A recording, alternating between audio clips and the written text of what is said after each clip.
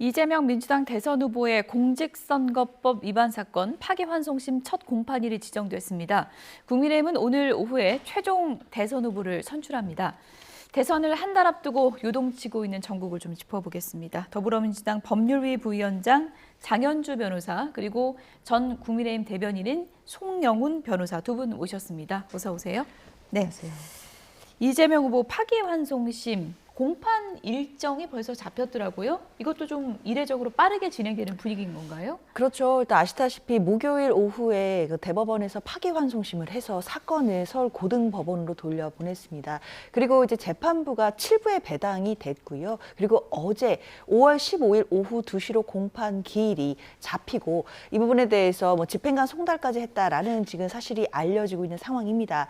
아무래도 고등법원이 이제 공판 기일을 15일로 정하고 관련돼서 재판 진행에 어떤 의지를 보여주고 있는 것은 신속하게 재판을 마무리하겠다라는 것으로 좀 보이기는 합니다.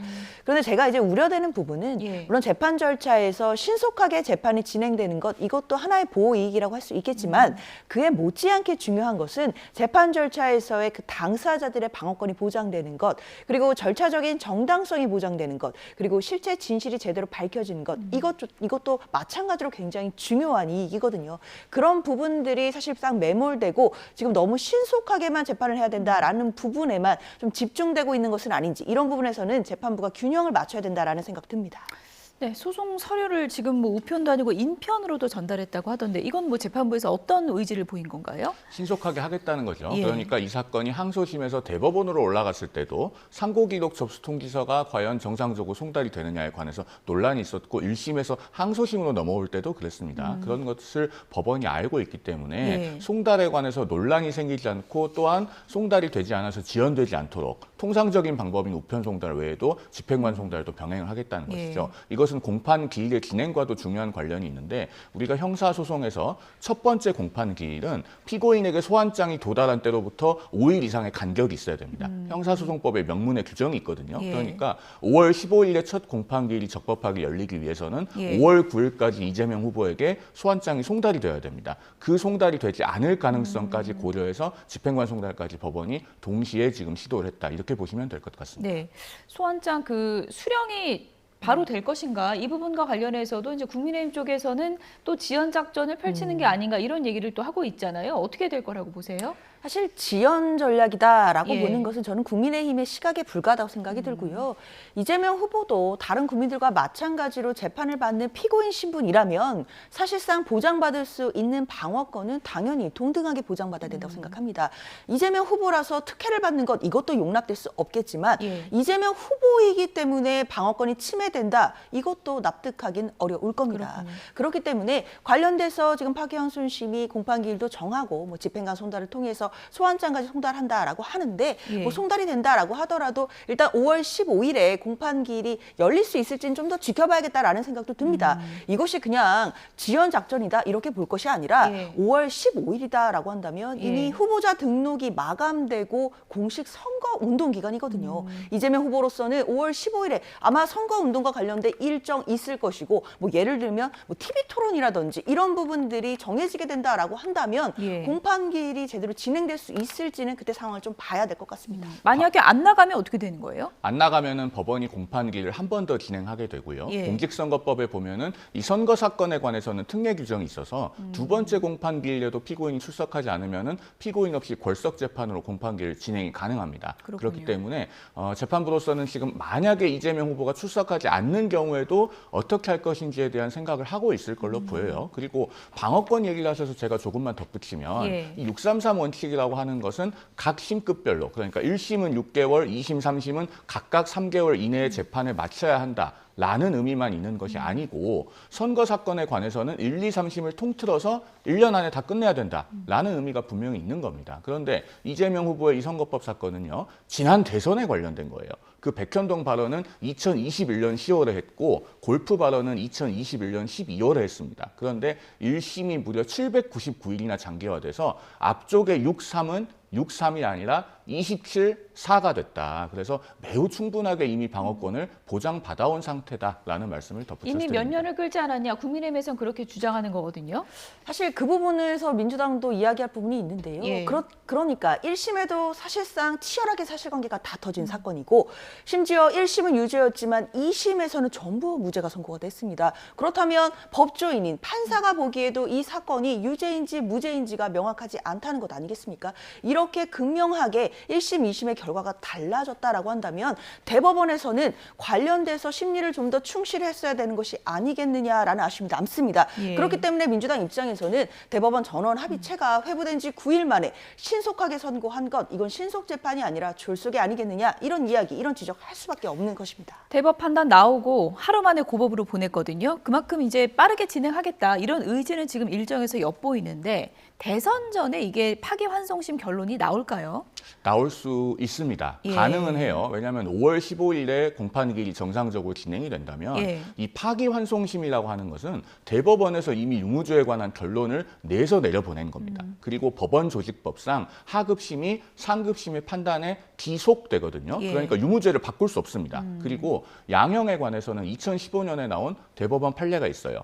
2심은 1심의 양형을 가급적 존중해야 된다. 예. 양형 조건이 근본적으로 바뀌지 않았으면 기계적으로 감형하지 말라는 그런 대법원 판례가 있기 때문에 그 뒤로는 항소심에서 1심의 양형을 습관적으로 깎아주던 것이 실무에서 많이 줄었습니다. 즉 파기환송심에서 더 할 게 없거든요. 5월 15일에 변론 종결을 하고 1, 2주 내에 바로 선고하는 것도 가능하다. 이렇게 보여집니다. 네, 뭐 파기환송심 결론이 나와도 뭐 재상고를 하게 될 경우에는 6월 3일 전에 이제 결론이 못 박아지기는 이제 힘든 그런 상황이다라는 얘기가 나오고 있는데 파기환송심에서는 대법원의 그 결론이 귀속되기 때문에 유무죄가 바뀌긴 힘들다. 그렇다면 민주당 입장에서는 파기환송심 결론이 대선 전에 만약에 나온다면 좀 형량의 조정이 있기를 기대한다. 뭐 이런 반응으로 봐도 될까요? 어떻게 보십니까? 일단은 기속력이 있는 것은 분명합니다. 예. 그런데 이 기속력이 미치는 범위는 대법원에서 판단한 범위 내에서만 기속력이 있습니다.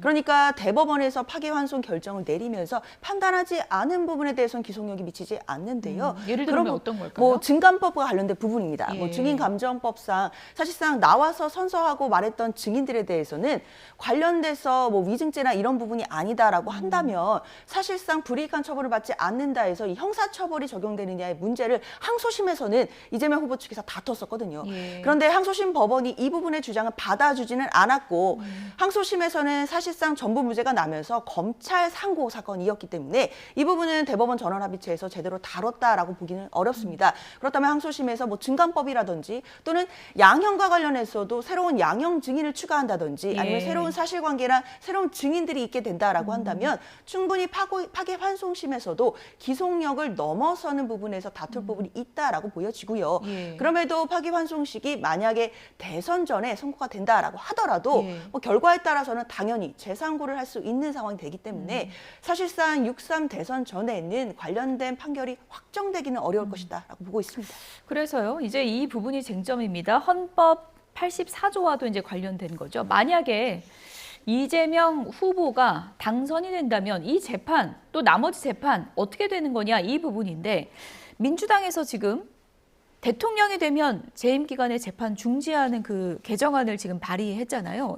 이거 어떻게 좀 될까요? 그야말로 위인설법의 전형을 보여주는 것이죠. 예. 그러니까 오로지 당에서 아버지라고까지 불리는 그 이재명 후보 한 사람을 위해서 법을 바꿔가면서까지 절차를 인위적으로 중단시키겠다는 겁니다. 우리 헌법 84조는요. 1948년 재헌헌법 때부터 똑같은 규정이 있었습니다. 대통령은 내란 또는 외환의 죄를 범하지 않는 경우 외에는 형사상의 소출을 받지 아니한다. 그런데 1948년에 재헌헌법을 만들 때 대통령이 될 수 있었던 분들 중에 이렇게 형사재판을 수없이 많이 받고 있는 분들이 있었습니까? 우리 헌법을 만들 때 전혀 생각하지 못한 거거든요. 그러니까 이미 피고인일 때에 대통령이 된다고 해서 재판 절차가 정지된다. 그렇게 의도하고 만든 헌법이 아닙니다. 그런데 민주당은 헌법 84조의 의미가 어떤 것인지 사실 잘 알고 있을 것임에도 불구하고 이제 형사소송법의 규정까지 바꿔서 이재명 후보가 대통령에 당선되면은 그 다음 날로 바로 재판을 정지시키기 위한 준비를 하고 있다. 이것은 국민들께서 분명하게 판단하고 심판하실 것으로 생각합니다. 네,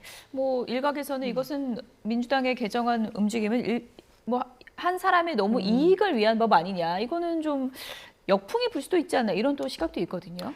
글쎄요, 민주당이 예. 지금 추진하는 거는 형사소송법 개정이기 때문에 이 부분이 개정된다라고 한다면 당연히 이재명 후보뿐만 아니라 관련된 사건에서 뭐 비슷한 상황에 있으면 모든 사람들에게 적용되는 것이기 때문에 뭐 개별 입법이다 이렇게 보기는 어려울 것 같고요. 예. 뿐만 아니라 헌법 84조에서 재직 중인 대통령에게 불소추 특권을 마련해 준 이유는 결국 재직 중이면서 국정을 운영을 안정적으로 하라라는 취지가 아니겠습니까? 예. 그렇다면 소추라는 개념은 결국 기소의 개념인 것이고 기소에는 당연히 공소 유지가 전제되는 것이기 때문에 기소되고 그 이후에 재판을 받는 부분까지도 중단된다라고 해석하는 것이 마땅하다고 보는 그 것입니다. 해석은 분분한 거죠, 지금. 그렇죠. 예. 그런데 이제 민주당 입장에서는 그런 해석을 근거로 해서 지금 형사소송법에 관련돼서 명시적인 규정은 없는 상황이고 그렇다면 규정이 없는 것이 입법적인 공백이기 때문에 예. 이 부분을 확인하는 입법을 하겠다라는 취지입니다. 그렇기 때문에 이런 부분들을 명시적으로 법으로 명확하게 규정을 해서 예. 앞으로 국정과 관련해서 이런 부분에 대한 혼란을 방지하겠다 이런 의지가 있는 것입니다. 이게 뭐 이제 표결까지 가면 민주당의 뭐 다수 의석이기 때문에 그냥 통과가 되는 건데 만약에 이제 거부권을 쓰게 되면 어떻게 하는 건가요? 민주당 뭐 추후 계획이 있는 건가요? 일단 법사위 지금 단계이고요. 예. 이제 그 추후에 이제 뭐 본회의 일정이라든지 이런 부분을 좀 더 확인해 볼 필요는 있을 것이라고 보입니다. 그런데 이제 본회의에서 통과가 된 이후에도 물론 지금 상황에서는 이주호 대행이 뭐 거부권을 행사할 가능성도 있기 때문에 예. 그런 부분까지 열어두고 아마 이 법 조항의 통과 여부, 통과 시기 여부까지도 고민이 있을 것으로 보입니다. 네.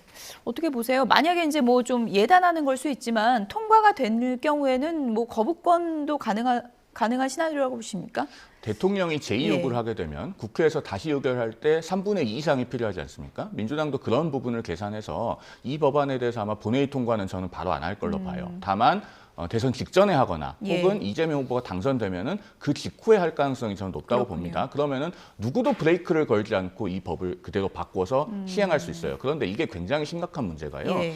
지금 이재명 후보는 선거법 위반 사건의 유무죄는 이미 정해졌습니다. 예. 대법원 전원합의체가 유죄라고 했으니까요. 예. 다시 파기환송심을 거쳐서 제3공심에 올라와서 확정되는 절차만 남은 거예요. 길어야 한두 달 남은 건데 그게 벌금 100만 원 이상으로 유죄가 확정이 되면 예. 대통령의 당선이 돼서 임기가 개시됐다고 하더라도 공직선거법 제266조 제1항에 의해서 그날로 직을 상실합니다. 그런데 민주당은 법을 바꿔서 그 절차를 정지시키겠다는 거거든요. 그렇죠. 그럼 이건 뭐하고 똑같냐? 예. 세계 반도핑 기구에서 약물 복용으로 약물 검출이 됐다고 나왔는데 그 공문이 올림픽 조직위원회에 오는 걸 막겠다는 겁니다. 그렇게 해서 지금 출발선에 서 있는 선수가 끝까지 완주하게 만들고 금메달까지 따서 집에 보관하겠다는 거예요. 이걸 국민들께서 어떻게 보실 것이냐. 지금 굉장히 예의주시하고 예. 계실 것으로 봅니다. 헌법 84조가 두고두고 논란이 될 것이다. 뭐 헌재로 갈 것이다. 이런 얘기도 많은데 만약에 이재명 후보가 당선이 돼서 이 법안을 통과시키면 그러면 그 논란이 다 마침표가 찍히는 거예요. 어떻게 봐야 되는 거예요? 민주당이 법을 바꾸면요. 예. 다투는 방법은 두 가지가 있습니다. 법원이 결정으로 그 공판 절차를 정지시킨다고 하는 것이 형사소송법 306조의 규정이기 때문에 법원이 정지 결정을 하면 사실은 검사가 항고하는 게 가능합니다. 예. 그런데 이재명 정권에서 법무부 장관이나 검찰총장이나 검사장이 일선 검사가 그런 항고를 하게 놔두겠습니까? 그래서 그렇게 다투는 것이 불가능할 것이고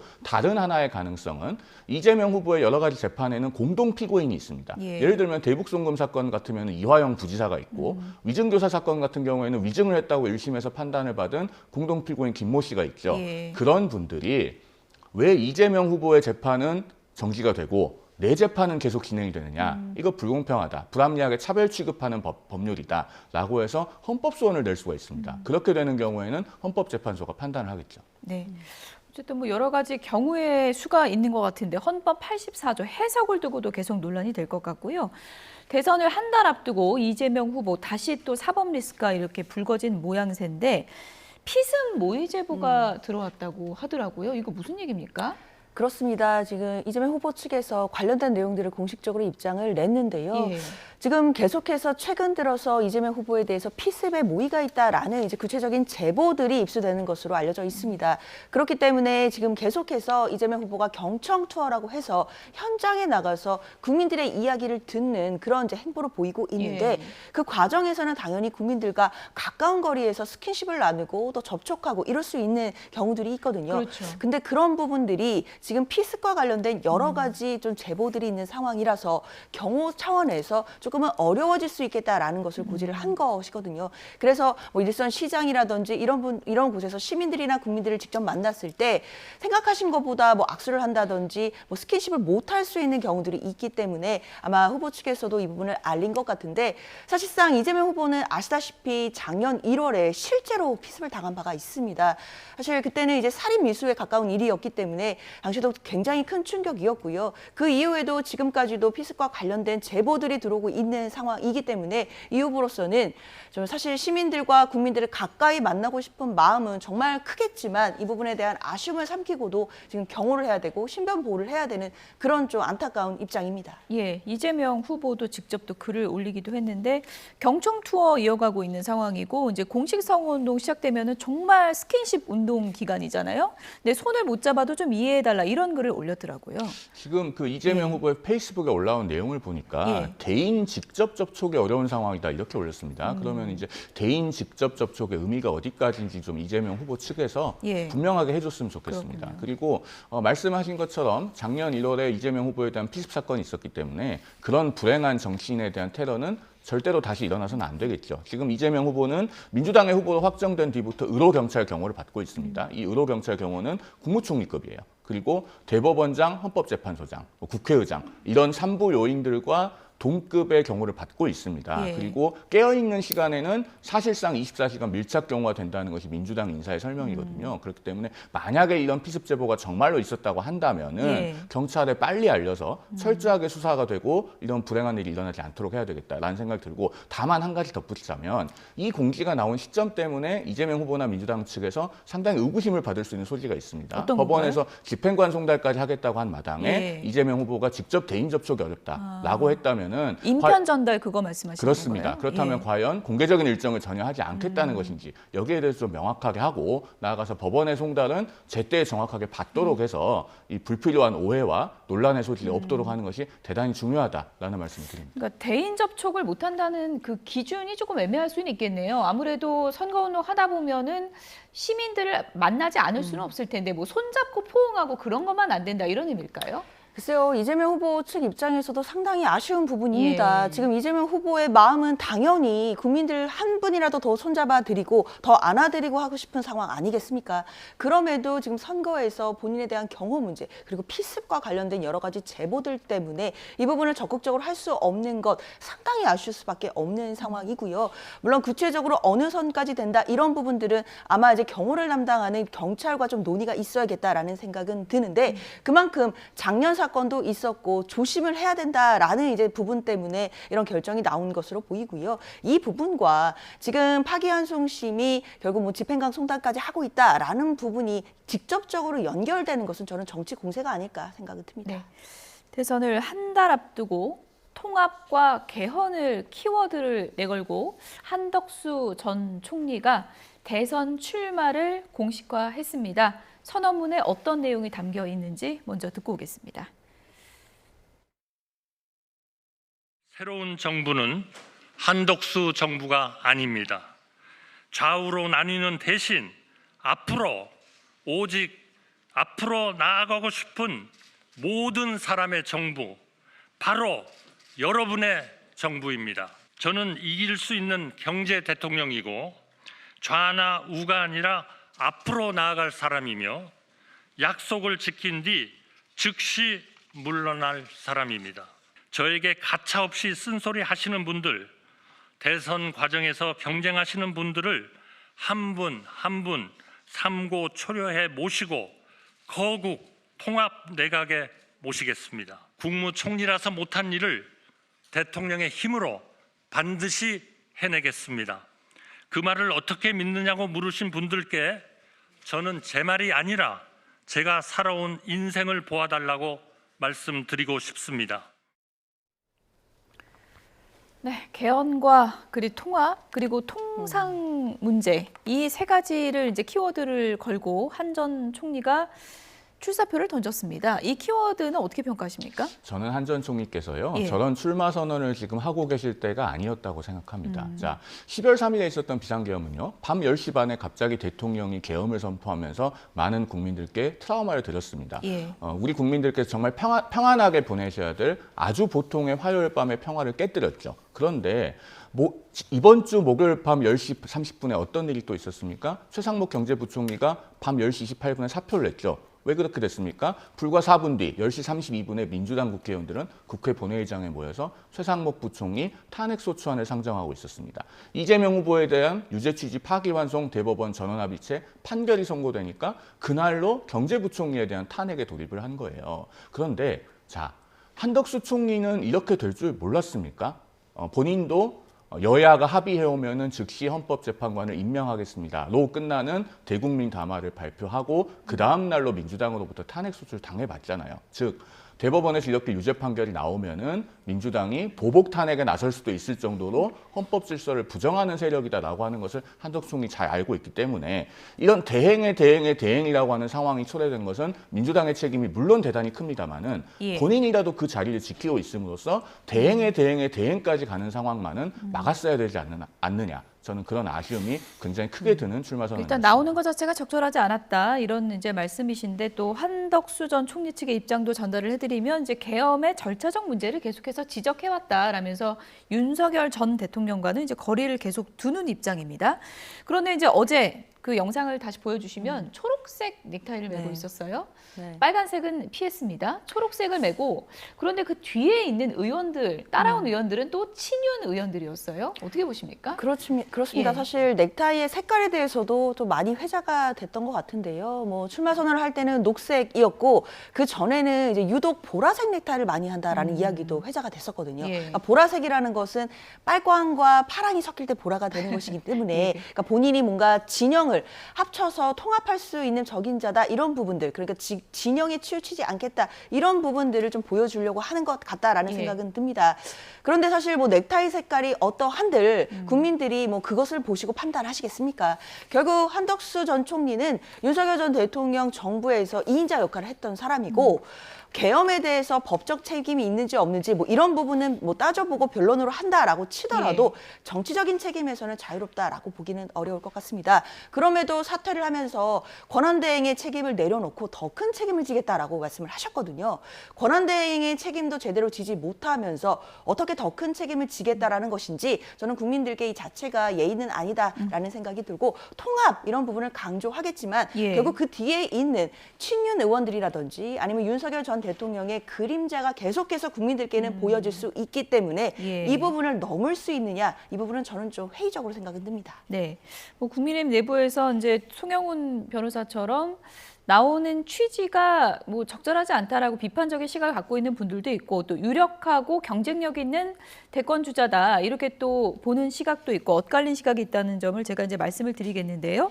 어쨌든 단일화를 해야 되잖아요. 지금 며칠 안 남지 않았습니까? 이거 어떻게 해야 되는 겁니까? 그래서 일정상으로 과연 이게 매끄럽게 가능하겠는가에 대한 의구심을 표하고 계신 분들이 있죠. 예. 오늘 지금 국민의힘 후보는 오후 한 3시 45분경에 확정이 됩니다. 예. 그런데 바로 다음 주 토요일부터 대선 후보 등록 시작이에요. 5월 11일까지가 후보 등록 기한이기 때문에 예. 과연 그 사이에 일주일이라고 하는 짧은 기간에 단일화가 가능할 것인가. 그리고 더 중요한 것은요. 지금 국민들께서 한덕수 전 총리의 TV 토론 한번 보질 못했습니다. 구체적으로 어떤 생각을 갖고 있는지에 대해서 검증해 볼 기회가 없는데 예. 오늘 김문수 후보와 한동훈 후보 중에 누가 국민의힘 후보로 확정이 되더라도 8강, 4강, 결승, 치열한 토너먼트 같은 경선을 거쳐서 당원과 국민의 선택을 받았는데 그 확정된 후보를 보고 바로 내일이나 다음 날부터 한덕수 전 총리와 단일화해라라고 하는 것은 상당히 좀 가혹한 측면도 있는 것 같습니다. 물론 예. 이것은 선출되는 후보의 의사가 굉장히 중요할 것이기 때문에 당과 선출되는 후보가 긴밀하게 의견을 교환할 부분이라고 생각됩니다. 네, 이제 몇 시간 뒤면 국민의힘 대선 최종 후보가 선출이 됩니다. 김문수냐 한동훈이냐, 한동훈이냐 김문수냐. 오늘 이제 국민의힘의 선택의 날인데 개인적으로는 누가 될 것 같으세요? 글쎄요, 사실 2강 중에서 누가 될지는 좀 뚜껑을 열어봐야 알 수 있겠다라는 생각이 들고 많은 분들이 그렇게 말씀하시는 것 같아요. 근데 제 개인적으로 봤을 때는 사실상 한동훈 후보가 지금 뒤로 가면 갈수록 시간이 가면 갈수록 조금 더 힘을 받고 있는 것 아니냐라는 생각은 듭니다. 왜냐하면 뭐 김문수 후보나 한동훈 후보가 좀 토론에서 보여주는 모습 같은 경우에는 사실 한동훈 후보가 좀 젊은 느낌도 나고 그리고 좀 순발력 있는 모습을 보여주는 반면에 뭐 김문수 후보는 안정적이다라는 평가는 있을지는 모르겠지만 사실상 지금과 같은 대내외적으로 엄중한 상황에서 순발력 있게 지금의 위기를 헤쳐나갈 수 있을 것인가 이 부분에 대해서는 또 중도층 국민이라든지 젊은 세대에게 소구력이 과연 있을까라는 부분들이 의문이 들었거든요. 그런 부분에서는 한동훈 후보가 좀 뒷심을 발휘하지 않을까라는 예상이 좀 가능해 보입니다. 네. 여론조사 추이만 봐도 한동훈 후보가 최근에 굉장히 상승세를 보였다. 이 부분은 이제 많은 분들이 이제 공감을 하고 있는 부분인데 그런데 이제 그게 좀 궁금합니다. 표 계산을 해보면 일단 지금 2강에서 홍준표 표가 다 김문수로 가는 거 아니야? 이렇게 생각하는 분들도 있거든요. 그건 어떻게 보세요? 이게요. 선거에서 후보들의 인지도가 다 높을 때는 어떤 특정한 사람의 의사나 소위 오더에 의해서 당원들이 의사결정하지 않습니다. 무슨 말씀이냐면 한동훈 후보나 김문수 후보나 국민의힘 당원들은 누군지 다 잘 압니다. 어떤 사람인지도 알고 더더군다나 대선 후보를 정하는 경선 아니겠습니까? 그러면은 각자의 주체적인 판단이 있을 것이다. 그렇게 보여지고요. 그다음에 제가 통계를 가지고 좀 예상을 해보면은 작년 7.23 전당대회 때 국민의힘의 당원 투표율이 48.5%였습니다. 어제 투표율이 최종 집계가 52.6%거든요. 4.1%가 올라갔습니다. 물론 그 사이에 책임 당원 모수가 약간 줄었기 때문에 기계적으로 4%가 올라갔다 이렇게 볼 수는 없겠습니다만 지난번에 4강의 경우 2차 경선 때 투표율에 대비해서도 지금 한 1.7% 올랐거든요. 이게 어제 투표한 사람의 비율로 치면은 3.1% 정도가 새로 늘어난 표입니다. 그러니까 열기가 지금 있다. 투표 열기가 좀 높아졌다. 이렇게 그렇습니다. 보는 거군요. 보통은 2차 경선 때까지 투표를 하셨던 분들이 내가 지지했던 후보가 탈락했으니까 아 그럼 나 그냥 안 할래 해서 줄어드는 게 정상적일 텐데 오히려 3% 정도의 그 투표자는 새로 들어온 사람들이에요. 이런 경우는 사실은 그 추세가 상승세인 후보에게 조금 더 유리하게 작용했을 가능성이 있다. 이런 정도의 예측은 가능해 보입니다. 일각에서는 김문수 대 한동훈이 아니라 김덕수 대 한동훈이다. 한덕수를 미는 사람까지 김문수를 찍는 거다. 그렇게 생각하는 분들이 많거든요. 그렇죠. 그것도 변수가 될까요? 사실 국민의힘이 경선이 오늘 마무리가 되는데도 불구하고 그동안 계속해서 경선에서 한 명의 후보자가 선출이 되더라도 결국에는 한덕수 전 총리와 단일화를 해야 된다라는 부분들이 있었기 때문에 국민의힘 경선이 그동안 좀 김이 빠졌던 것도 사실인 것 같습니다. 그리고 상대적으로 봤을 때 김문수 후보가 조금 더 한덕수 전 총리와의 단일화에 좀 넓은 마음이 아니겠느냐 뭐 이런 분석들이 있었지만 뭐 지금 계속 나오는 이야기에 따르면 사실상 이런 분위기가 미묘하게 바뀌고 있다라는 이야기도 나오기 때문에 사실상 오늘 오후 한 3시 45분 정도에 나온다고 하는데 발표가 된 후에 과연 한덕수 전 총리와의 단일화가 실제로 성사가 될지 여부는 정말 지켜봐야 될 문제가 아니겠느냐. 이제는 누가 되더라도 장담하기는 어렵지 않을까라는 생각 듭니다. 그러니까 김문수 후보가 돼도 바로 한덕수 전 총리한테 가서 단일합시다 이러지는 않을 거라는 예상이신데요. 어떻게 보세요? 제가 앞서 말씀드린 부분이 바로 그 부분입니다. 이 지금 국민의힘 경선에 출마한 후보들은 단순히 이름을 알리거나 다음 기회를 보기 위해서 출마한 것이 아니라 정말 진지하게 이번에 당원과 국민의 선택을 받아서 대선 후보가 되고 나아가서 본인이 대통령이 되겠다고 결심하고 나온 겁니다. 그렇다면 한덕수 후보와 조금 더 긴밀한 관계를 표방해온 김문수 후보조차도 오늘 만약에 후보로 확정된다면 내일 바로 단일화하려고 하겠습니까? 그리고 국민의힘이라고 하는 그 어떤 보수의 중심이라고 할 수 있는 큰 당의 후보와 지금 무소속으로 출마해 있는 한덕수 후보의 여건은 굉장히 차이가 많이 나거든요. 그렇군요. 그리고 시간이 갈수록 이것은 한덕수 후보가 불리해질 수밖에 없습니다. 그런 부분까지 아마 오늘 당선되는 후보가 누가 되든지 간에 그 후보의 주변에서는 전략적인 부분을 생각을 할 것이기 때문에 내일 당장 어떤 것이 급격하게 진행되기는 어렵다. 저는 그렇게 예상합니다. 이재명 후보에 대한 이번 파기환송 결정도 이번에 표심에 좀 변수가 된다고 보세요? 저는 변수가 될 수 있다고 봅니다. 왜냐하면은 그 국민의힘의 일각에서 사실 패배주의가 있었던 것이 사실입니다. 이재명 후보가 상당한 그 퍼센티지로 앞서 있고 그러다 보니 국민의힘에서 누가 후보가 돼도 이번 대선은 물 건너간 것이 아니냐라고 생각하는 분들이 없었다고 말할 수는 없죠. 그러나 파기환송심을 통해서 이제 이재명 후보는 그야말로 부정선수가 된 겁니다. 그러면은 국민의힘 당원들 중에서도 우리가 정말 이재명 후보를 이길 수 있는 후보를 선택하면 한번 해볼만 하겠다라고 하는 그런 집단적인 의지가 발동할 수 있는 그런 상황이 되고 있다고 보여집니다. 한동훈 후보가 손편지까지 써가지고 개싸움은 내가 잘한다 이런 얘기를 했거든요. 이게 어떻게 보면은 표심에 좀 자극이 될 만한 그런 내용이 될 수 있다고 보십니까? 그렇죠. 약간 이제 기세를 잡아보겠다 이런 취지로 보입니다. 지금 사실상 오늘 오후면 발표가 되니까 사실은 시간적으로도 그런 이야기를 할 때 얼마 남지 않은 상황이었기 때문에 당원들에게 그리고 이제 국민들에게 호소를 하고 본인이야말로 뭐 이재명 후보와의 싸움을 할 수 있는 적임자다 뭐 이런 부분들을 강조한 것으로 보이는데요. 사실은 뭐 저는 특유의 한동훈 후보의 이제 화법이다라는 생각은 들고 이제 이런 부분들이 당연히 뭐 한동훈 후보의 팬덤이라든지 뭐 당원들이나 뭐 국민들에게 어느 정도 소구력은 있을 거라고 생각은 들거든요. 그런데 중요한 것은 결국 국민의힘의 경선 후보에서 이제 결국 후보자가 되었을 때 중도층에게 얼마나 외연 확장이 될 수 있을까 이런 부분인데 그런 부분에 있어서는 아마 한동훈 후보도 만약에 본선 후보가 된다라고 한다면 전략적으로는 조금 수정이 있어야 될 것이다라는 생각도 듭니다. 워낙에 뭐 여론조사상으로는 이재명 후보가 막강한 지금 후보다 보니까 빅텐트, 보수 진영이 다 합쳐야 된다라는 그런 명제는 지금 다들 공유를 하고 있는 거고요.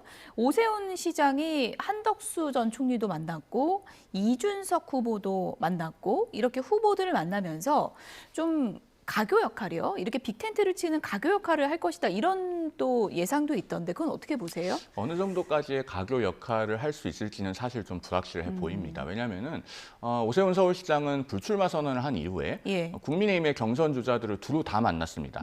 나경원 의원, 뭐 홍준표 전 시장, 그리고 최근에는 한동훈 후보와도 비공개로 만났죠. 그리고 어제 또 한덕수 전 총리와는 포옹하는 장면도 보여줬고, 그러니까 일종의 등거리 외교 같은 걸 하고 있다고 보여져요. 그리고 보수 진영의 대선 주자가 최종적으로 어느 한 사람으로 정해지면 자치단체장으로서의 정치적 중립 의무에 위반되지 않는 범위 내에서 그 후보에게 손을 들어주는 그런 모션을 취하지 않겠는가 보여집니다. 등거리 외교가 이제 모든 후보들하고 이제 거리가 같다는 그런 얘기인데 뭐 지금 특별히 마음에 두고 있는 후보는 있다고 보십니까? 있더라도 현직 서울시장이기 때문에 표현하기에 좀 제약이 있는 부분도 있지 않을까 그렇게 생각되기도 하고요. 네. 여기까지 듣겠습니다. 지금까지 장현주 변호사, 송영훈 변호사 두 분이었습니다. 고맙습니다.